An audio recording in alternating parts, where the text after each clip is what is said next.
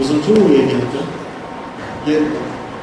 얼마 전에 고시라이가 왜 난장판 됐잖아요. 예. 고시라이 부인이 아주 대중가요 가수고 아주 미인이고 그랬는데 자가 부인은 살인 혐의. 예, 살인 혐의가 있죠. 살인 혐의를 받고 아마 공개는 아직 안 됐는데 그 살인 혐의로 인해서 아마 사형을 당할 가능성이 높다는 얘기가 들립니다. 그 고시라이의 부인이 그 대중 가수는 아니고요. 그 대중 가수는 이제 시진핑의 시진핑이네. 이 고시라이의 부인은 보라카이라고 하는 변호사 출신이죠. 아주 유명한 집안 사람인데 고시라이도 뭐 이랬던데요. 굉장히 미인입니다. 굉장히 미인이고 세련되고. 그런데 이제 그 고시라이 사건을 이렇게 놓고 보면 중국을 어떻게 고시라이 사건을 가지고 중국을 그 어떤 그 프리즘으로 보면 상당히 재밌는 현상들이 나타납니다. 중국에는 그 고시라이라고 하는 사람은 그 아버지가 공산혁명의 원로죠. 8대 원로 중에 한 사람입니다. 보이보라고. 그러니까 모택동을 따라서 장정을 그렇죠. 그리고 그 이후에 중국의 근대화에 굉장히 기여한 사람으로서 중국 사회에서는 특히 우리보다도 훨씬 더 원로들에 대한 예우가 굉장히 강합니다. 그래서 퇴역을 해도 그 현직에 있을 때와 똑같은 대우를 받거나 오히려 더 많은 특혜를 받는 퇴업이라고 합니까? 퇴업? 은퇴가 아니고? 제가 은퇴라고 표현하지 않나요? 퇴업이라고. 죄송합니다. 중국에서는 퇴업이라고. 그렇게 하지 않습니다. 그런 표현. 그것도 이상한 말인 거죠. 제가 말을 잘못했습니다. 저희 신짠이시기 때문에 제가 말하는 거 하나하나마다 이렇게 데스크를 보시니까 뭐가 잘못됐다 이렇게 이제 고마운 분이죠. 실이네요, 근데. 아주 실이네요. 근데 이제 그래서 고시라이는 굉장히 중국에서 유력한 집안의 아들로서 최고 건부에 올라갈 수 있는 아주 좋은 조건을 가지고 있었고 개인적으로도 고시라이가 야심이 많은 사람이었고 그만한 또 업적도 쌓았어요. 그 다렌시하고 야오닝성이라고 하는 곳을 맡아서 그 사람이 경영을 할 때 굉장히 많은 발전을 가져왔습니다. 그래서 이 고시라이가 그 다음에 우리로 치면은 직영부 장관이죠. 중국 상무부 장관을 하면서도 미국하고 협상해서 굉장히 중국의 이해를 많이 반영을 시켰고 그래서 이 고시라이가 최고 건부의 자리에 오르지 않을까라고 했는데 지난 2007년도에 그 건부의 교체가 있을 때 그 사람이 탈락을 하고 춘칭이라고 하는 곳으로 갔죠. 춘칭을 맡아서 이제 경영을 하게 됐는데 최고 건부에 못 올라갔습니다. 그래서 올해 10월에 있을 이것이 마지막 찬스입니다. 그게 최고 건부에 올라갈 수 있는 10월에 뭐가 있죠? 네, 당대회가 있는데요. 그때 후진타오 주석도 바뀌고 다 바뀝니다. 올해 시진핑하고 리커창이라고 하는 두 사람만 남고 9명의 최고 건부가 있는데요. 그거를 이제 공산당 정치국 상무위원이라고 합니다.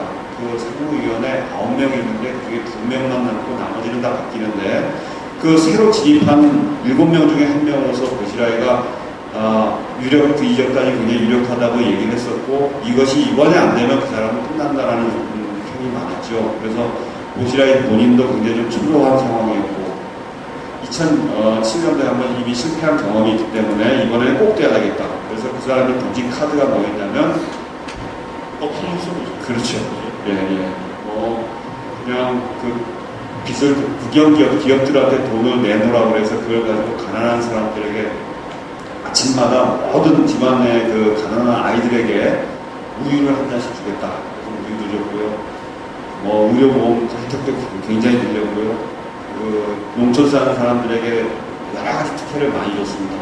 가난한 사람들을 위해서 내가 이렇게 헌신하고 열심히 한다라고 그 고시라이가 하면서 자기의 PR을 많이 했죠. 자기 위상을 많이 올려놨죠. 그러면서 또 공산혁명, 이것은 우리 공산주의의 원리에 충실한 것이다라는 그런 관점에서 공산혁명 노래 부르기 대회도 열고 하방이라고 하죠. 높은 사람들 아래로 내려가는 하방. 그 문화혁명 때 나왔던 얘기인데 그래서 하방을 시켜가지고 공장, 농촌 이런 데 보내서 일을 하게 만들었습니다. 육체 노동을 해야 육체노동, 그 지식인들도 육체노동은 분명히 해야 된다. 땀의 의미를 알아야 된다. 이렇게 보냈고, TV에서는 오락 프로그램을 프라임타임에 방영하는 것을 금지시켰어요. 그리고 나서 혁명가요, 그 다음에 혁명 프로그램, 드라마 이런 것들만 하게 했죠.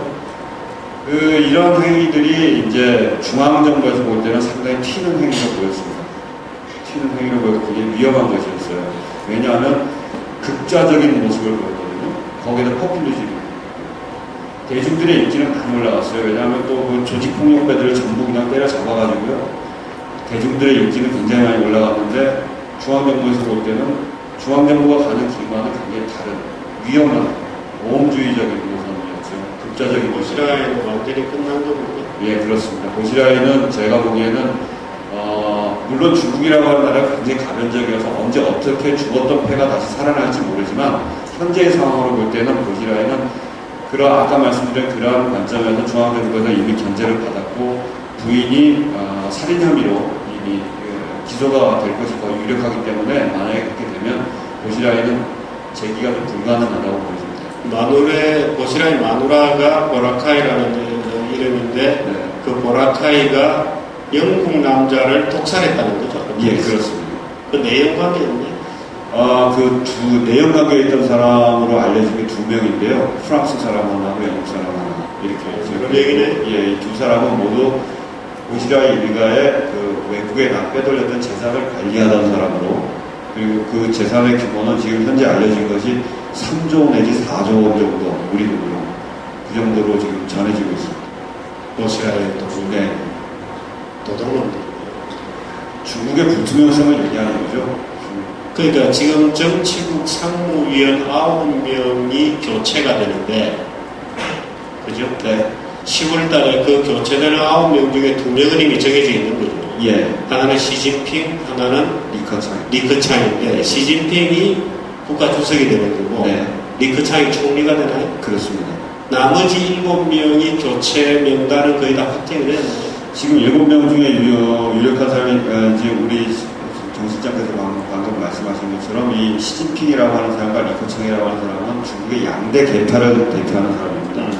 시진핑은 태자당이라고 하는 중국의 혁명 원로들의 자녀들, 그들을 대표하는 사람이고, 리커창은 후진타오가 이제 지금 수장하고 있는 공산주의 청년당, 공천당파를 대표하는 사람입니다. 그래서 양쪽에서 이제 몇 명이 더 이 계파들이 사람을 집어넣을 것이냐가 지금 중국 최고 건부의 물밑에서는 치열한 권력 투쟁이 지금 벌어지고 있는 겁니다. 10월까지.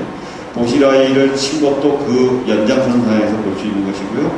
그래서 7명이 지금 사람이 들어가야 되는데 7명을 할 거냐 9명을 유지할 거냐 하는 것도 지금 사실 최근에 논란이 되고 있습니다. 원래는 7명이었어요. 근데 2007년도, 2006년도, 2007년도 이전에 2003년도에 후진타오가 올라올 때 사실 후진타오를 견제하기 위해서 반대파에서 좀 더 많은 사람을 상무위원회에 넣기 위해서 9명으로 늘린 겁니다. 이걸 다시 7명으로 줄이자라고 하는 논란이 최근에 일고 있어요. 후진타오파 쪽에서 얘기하는 거죠. 그런데 계파들 간의 협상에 의해서 다음 국가 지도자가 결정되는데, 그렇죠. 마지막에 중앙상무국에서 인민대표자들인가요? 예, 인민대표대회입니다. 근데 상무국에서 결정을 해서 그걸 올리겠죠. 형식적으로는 그렇습니다. 상무국에서 투표를 하나요? 형식적으로 그것도 투표를 합니다. 중앙정치국, 공산당 정치국 중앙위원들이 투표를 하는데, 모든 것들은 그 행위는 사실 형식적인 것이고요. 그 결정이 되는 것은 원로들과 지금 본부를 가지고 있는 사람들이 마크 협상에 의해서 이루어집니다. 우리처럼 투표에 의해서 결과가 뒤집어지고 하는 것은 생산하기 어렵습니다. 오바마 어떻습니까? 오바마는 재선되나요? 어떻게 보세요? 제가 어제 미국 갤럽이라는 여론조사 업체가 하는 여론조사 결과를 봤습니다. 갤럽은 항상 매일매일 오바마와 공화당 대선을 보죠. 브람이라고 하는데, 우리 신문에서 나온 게 없어요. 얘기하면 못 알아듣는 사람. 예, 밋 롬입니다. 미국에서는 밋 람이라고 하는데, 어제 제가 그 지지율을 봤는데요. 오바마가 48%, 람가 44%입니다. 그럼 오차범위보다는 조금 벗어나 있어요. 조금 벗어났죠. 예. 오바마 된다고 봐야 되겠습니다. 저는 된다고 봅니다. 개인적으로. 그리고 오바마의 최근의 정책 중에 대표적인 게 두 가지가 불법 체류자 3일, 멕시칸, 그죠? 맞습니다. 히스패닉 계통. 그 다음 또 뭐지? 최근 오바마 케어라고 해가지고 오바마가 의료제로 기획. 예, 의료보험 개혁이죠. 개혁법이죠. 오바마가 열심차게 준비를 해서 의회를 통해서 통과시킨 법입니다. 최근에 그 법을 놓고 26개 주가 위헌이라고 소송을 냈는데 최근 대법원이 위헌은 아니라고 그렇게 판결을 했습니다. 대부분이 위헌이 아니라고 판결한 내용을 제가 봤는데 좀 분석해요. 국회에서 결정한 거니까 아니다. 뭐 이런 거 아니죠. 또 세금, 어차피 의료보험도 세금하고 비슷한 거다. 그래서 국가가 뭐 매길 수 있는 거다. 강제보험으로. 동의하세요? 그 오바마 의료개혁법의 핵심적인 내용이 뭐냐 하면요. 현재 미국 국민들 중에 국민들 인구는 3억 명 정도입니다. 그 중에서 의료보험에 가입하지 않은 인구가 한 3천여만 명 됩니다. 정확하게 한 5천여만 명 되는데 그 나머지 가입하지 않은 미가입자들을 가입하기 위해서 의료 혜택을 보게 하자는 게 오바마 의료개혁법의 핵심입니다. 거기 보면은 오바마 그 핵심 조항은 뭐냐면은 그러면은 그 가입하지 않은 국민들에게 가입을 권장을 하는데 어떻게 하느냐? 가입하지 않을 경우에 벌금을 매기자는 겁니다. 페널티를 물리자는 조항입니다. 거기에 대해서 반대하는 국민들은 또는 야당인 공화당은 무슨 소리냐? 그렇게 국가가 나서서 의무적으로 벌금을 물리는 것은 개인 자유를 침해하는 것이다. 국가가 너무 앞서가는 것이다. 이런 명분으로 반대를 표시해 왔습니다. 거기에 대해서 이번에 대법원, 특히 대법원 여러분 잘 아시죠? 미국 대법원은 헌법재판소와 같은 우리나라의 헌법재판소와 같은 역할을 합니다. 다시 말해서 미국에는 헌법재판소가 없습니다. 그 대법원이 헌법의 위헌 여부를 따지는 헌법재판소 역할을 하는데 총 9명이 위헌 판결을 내립니다. 미국도 우리나라와 다르지 않게 야당과 여당, 정파에 따라가지고 대법원들이 나눠져 있습니다.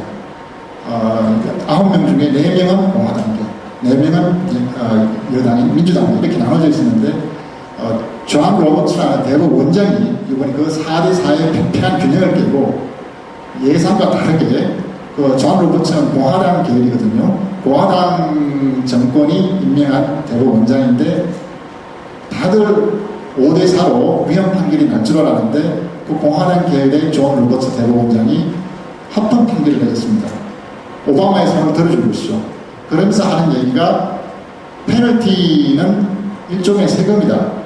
그 세금을 부과하도록 의회가, 왜냐하면 개혁법은 의회가 통과시킨 거니까요. 세금을 부과하도록 하는 것은 의회의 권한이다. 권한 내에 있는 사안이다. 그래서 합헌이라고 그렇게 결정을 내렸습니다. 동의하시나요? 개인적으로 글쎄요,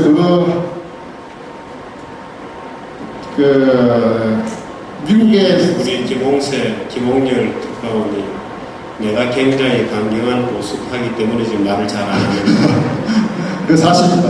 속에는 동의할 텐데 동의한다 그러면 내가 또 다른 질문을 하면서 괴롭힐지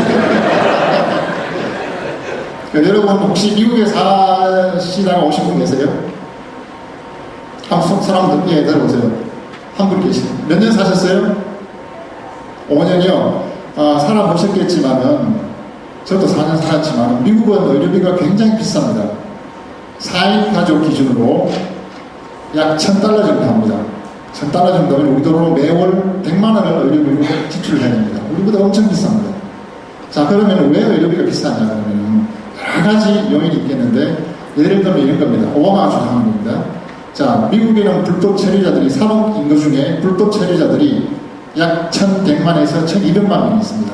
그들은 미국에 들어와서 불법 체류하면서 의료보험을 정식으로 가입을 못합니다. 자, 그렇게 그러나 아프면 어떻게 합니까? 죽을 정도로 아프면 병원을 가게 되어 있습니다. 구급차에 실려서 응급실에 갑니다. 응급실에 가면 거기서 치료를 받습니다. 그럼 병원은 어떻게 하느냐? 비용을 병원이 부담을 해야 됩니다. 왜? 불법 체류자들은 돈도 없고 불법 체류자라는 그 신분 때문에 치료비를 내길 꺼려해요. 그래서 병원이 다 부담을 합니다. 그 병원이 그런 부담 요인까지 다 고려를 해서 의료비를 높게 책정합니다. 그 요인 중 하나가 그렇습니다. 그런 상황에서 모르겠습니다. 이게 오바마의 의료개혁법이 포퓰리즘이라 그러면 포퓰리즘일 수도 있겠지만 현실적으로 높은 의료수가, 의료 비용을 감안해서 미가입자들을 보험에 가입하기 위해서 혜택을 보게 하자. 그렇게 되면 의료비도 다운될 것이 아니냐. 저 전체적으로 국가 재정도 조금 도움이 되지 않겠냐. 그런 주장을 가지고 의료보험개혁법을 도입한 것입니다. 현실하고 어떤 이상, 또는 포퓰리즘이나 또는 진보와 보수를 떠나가지고 그런 현실을 반영한 측면도 없지 않습니다. 근데 그건 말이 안 돼요. 말이 안 되는데, 예를 들어서 미국에 사실 이건 굉장한 논쟁이 있어요. 미국의 의료보험료가 강제로, 그럼 저소득층의 의료보험에 가입할 수 없는 사람들을 강제로 가입을 시켜서 그들로 하여금 의료보험을 들으라, 돈을 내라고 하면 돈 낼 것 같아? 안 내죠. 안 됩니다. 안 되죠. 그럼 여전히 높은 수가는 그대로 유지가 되죠. 그럼 예를 들어서 사실 미국은 저소득층 의료는 굉장히 잘 돼 있죠, 오히려. 예, 메디케이드라는 네. 저소득층을 위한 의료보험 지원제도는 있습니다. 그거 굉장히 잘 돼 있다. 오히려 우리나라보다 훨씬 잘 돼 있어요. 그 문제는 이제 불법 체류자가 있고 중간에 차상위 계층에서 의료보험 공백지대가 생겨 있다는 건데, 그걸 강제보험으로 전환한다고 해서 문제가 지적이 될 거냐. 지금 오바마 측은 강제보험으로 해서 모든 자가 혜택을 볼 수 있다 이렇게 얘기하지만 사실은 모든 자가 비용도 내야 되거든요. 근데 우리 같은 경우는 이제 강제보험을 국민적으로 하고 있잖아요. 잘하고 있다고 생각하세요? 좀 있으면 우리나라 의료보험료가 지금처럼 낮은 상태를 계속 유지할 수 있다고 생각하세요? 그건 아니죠. 그래서 야당인 공화당이 반대하는 이유가 또 이런 겁니다. 실제 그런 3천만 명이 의료보험 풀이라는 그 의료보험 체계에 들어오면은 그렇게 되면 결국은 의료보험료는 비싸질 수밖에 없다. 왜? 많은 사람들이 들어와가지고 아프기 시작하고 의료보험에 가입하면은 결국은 그 비용을 올리는 결과를 초래할 것이라고 얘기를 합니다. 그리고 아까 말씀하셨겠지만은 그 오바마는 그 페널티를 물리는데 실제 부담을 가지는 중산층이 많습니다. 오바마가 가장 싫어하는 게 중산층 세금을 부과하지 않겠다는 그 공약이었거든요. 그러나 사실 오바마 케어를 부과하면은 자기가 의료보험에 가입하지 않아도 되는데 오바마 케어를 해가지고 가입을 해야 되는, 가입을 안 하면 벌금을 내야 돼요. 다시 말하면 존 로버츠 대법원장이 얘기했던 것처럼 세금을 내야 돼요. 오바마가 가장 싫어하는 오바마의 논리를 오바마의 반정세 논리, 중산층에 대한 반정세 논리와는 이 거꾸로 가는 그런 결정이었거든요. 약간의 모순은 있게 있습니다. 그래서 사실 이제 오바마가 재선되느냐 안 되느냐, 사실 미국도 진보와 보수 간의 싸움이 굉장히 치열합니다. 우리나라보다 훨씬 치열해요. 근데 이제 한국 사람들이 미국의 진보 보수의 갈등에 대해서 잘 모르는 거는 되게 그게 영어로 표현되어 있기 때문에 그래요. 영어로 써져 있어서 사람들이 그걸 영어만 보면 굉장히 품 있는 단어인 것처럼 생각하고 우리말은 굉장히 저질인 것처럼 생각하니까 그 리얼하게 잘 못 느끼죠. 근데 미국에도 굉장히 치열해요. 근데 지금 이제 오바마냐, 롬니냐, 소위 진보냐, 보수냐 하고 가르고 있는 게 소위 이제 메디케어 문제하고 맞습니다. 또 이민 문제하고 네. 또 뭐가 있어요? 지금 나와 있는 건 그 두 개가 아닙니다. 한 가지가 더 있습니다. 여러분 아시겠지만은 2008년 리먼 브라더스 파산으로 촉발이 된 월가발 금융위기가 있죠. 거기에 대해서 오바마가 철퇴를 가지고 월가 개혁법을 도입했습니다.